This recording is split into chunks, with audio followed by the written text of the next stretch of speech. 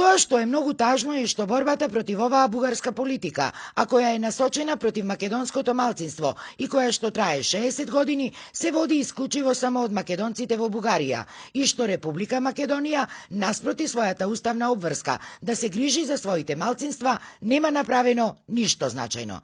Дури го нема и подигнато официјално прашањето за нашето малцинство, тврди македонецот Стојко Стојков од Омо Илинден Пирин од Бугарија. Според него, македонските власти сето тоа го правеле од наивна желба да избегнат конфликт со источниот сосед. Политичарите во Македонија како да беа спремни да го изостават и жртвуват македонското малцинство во име на тоа некако да ја задоволат Бугарија. Политичарите во Македонија гледа на македонското малцинство како што лисицата гледа на својата фатена во стапица нога, готова да ја прегризе и да остави во стапица.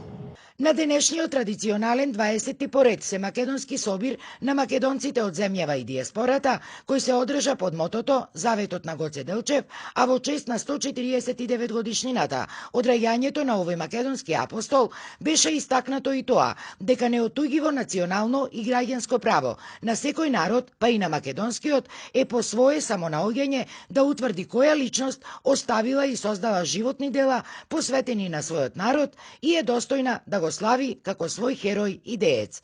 Во случајов Гоце Делчев.